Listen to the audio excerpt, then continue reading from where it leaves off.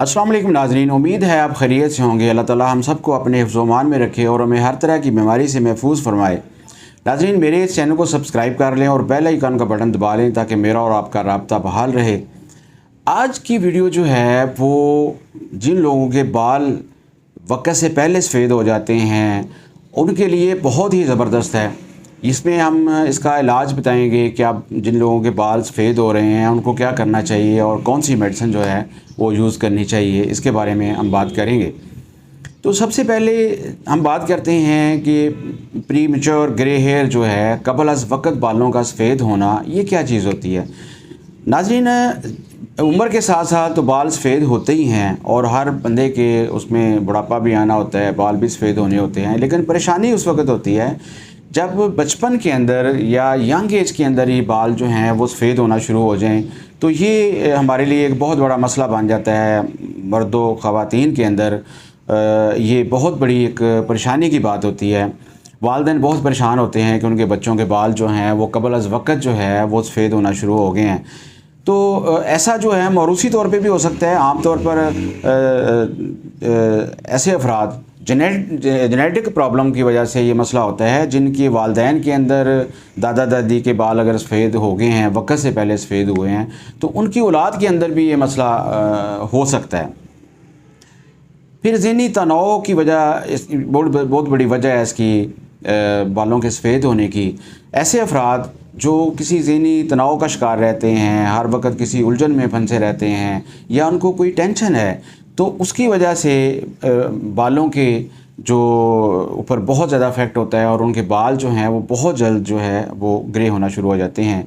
और ये जो टेंशन वगैरह वाली बात होती है, इसके ये उनके हेयर फॉलिकल्स के ऊपर कुछ ऐसे फ्री रेडिकल्स पैदा हो जाते हैं जो फॉलिकल्स के अंदर सेल्स होते हैं जो मेलानिन बनाते हैं, उन पे बहुत ज़्यादा इफ़ेक्ट करते हैं। तो उसकी वजह से भी बाल जो हैं वो कबल अज़ वक़्त जो है वो ग्रे होना शुरू हो जाते हैं।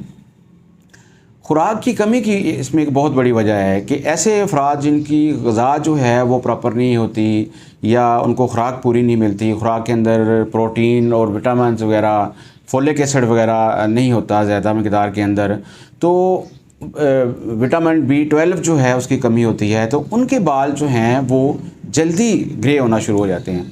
तो ऐसे अफराद जिनके बाल जल्दी ग्रे हो रहे हैं, अगर वो अपनी डाइट का ध्यान रखें, उसमें प्रोटीन ज़्यादा लें, उसमें फोलिक एसिड वाली चीज़ें जो हैं वो ज़्यादा खाएं, विटामिन B12 वाली चीज़ें ज़्यादा खाएं, तो वो इस मसले से काफ़ी हद तक बच सकते हैं। नाज़रीन, इसके बाद एक और इसकी बहुत बड़ी वजह है जिसको आम तौर पर इतना महसूस नहीं किया जाता, वो है तंबाकू नोशी।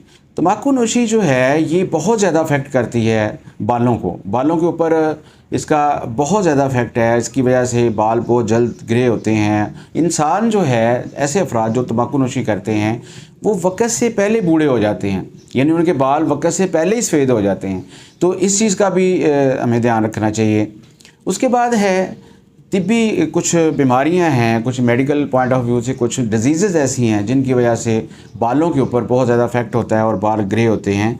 जैसे कि थायराइड ग्लैंड का मसला है। ऐसे अफराद जिनको गिल्डेड का मर्ज़ है उनके बाल जो हैं वो बहुत जल्द यानी ग्रे होना शुरू हो जाते हैं।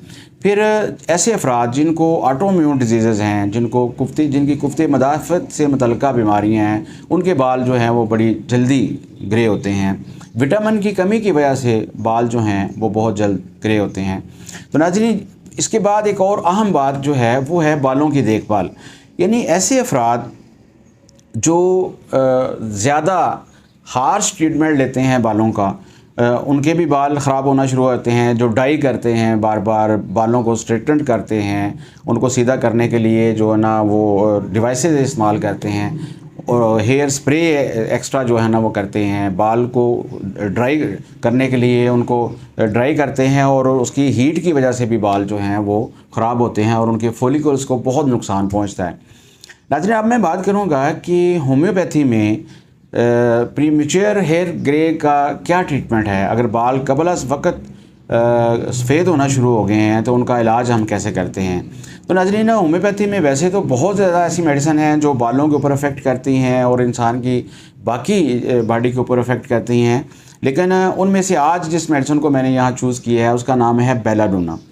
बहुत कम लोग जो है उनकी तवज्जो बेलाडोना की तरफ जाती है। बेलाडोना को आम तौर पे गले की सोजिश, खांसी और गले की ख़राबी वगैरह के लिए ही ज़्यादा इस्तेमाल किया जाता है, लेकिन ये एक वेल प्रूव्ड और वेल जो है नॉन मेडिसिन है, होम्योपैथी की बहुत मशहूर मेडिसिन है, जो जिसका सर के ऊपर बहुत ज़्यादा इफ़ेक्ट है और बालों के ऊपर इसका बहुत ज़्यादा इफ़ेक्ट है। इसमें अगर किसी मरीज़ को ब्लड कंजेशन रहती है दिमाग के अंदर, उसके सर के अंदर इज्तिमाई खून का उसको मसला रहता है, तो ये जो खून का ज़्यादा होना, खून की कंजेशन होना दिमाग की सर की खोपड़ी के अंदर, ये बालों के फॉलिकल्स के ऊपर भी इफ़ेक्ट करती है। तो इससे ये उन मरीज़ों के लिए फ़ायदेमंद होगी जिनके बाल सफ़ेद हो रहे हैं, जिनका दिल करता है कि वो अपने बालों को खींचें, और ख़ास तौर पे गुस्से की हालत में वो अपने बालों को खींचते हैं, नोचते हैं बालों को, और अगर उनके पास कोई खड़ा हो तो उसके बालों को भी वो पकड़ लेते हैं और खींचते हैं, ठीक है। और उनके बाल जो हैं वो दुखते हैं, यानी फॉलिकल्स जो है उनके अंदर हल्की स्वेलिंग हो जाती है। जैसे मैंने पहले अर्ज़ किया कि सर के अंदर, सर की खोपड़ी के अंदर ब्लड कंजेशन होती है, तो उस कंजेशन की वजह से जो हेयर फॉलिकल्स हैं वो भी डिस्टर्ब होते हैं, और मरीज़ जब अपने बालों पे हाथ फेरता है तो उसके बाल दुखते हैं, दर्द करते हैं, यानी मरीज़ कंघी नहीं कर सकता, ब्रश नहीं कर सकता।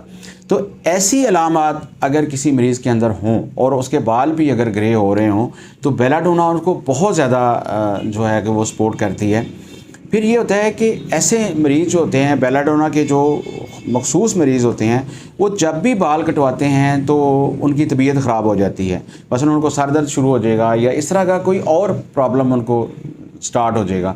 तो नाज़रीन, ऐसे मरीज़, ऐसे अफराद जिनके बाल ग्रे हो रहे हैं और उनमें बेलाडोना की ये अलामत अगर पाई जाती हैं तो बेलाडोना उनके बालों को ठीक भी कर सकती है और उनको, ऐसे मरीज़ को बहुत ज़्यादा फ़ायदा दे सकती है। तो नाज़रीन, आज के लिए इतना ही। इंशाल्लाह नई वीडियो के साथ दोबारा हाज़िर खिदमत होगा। डॉक्टर मोहम्मद सीर अलवी को इजाज़त दीजिए। अस्सलाम वालेकुम।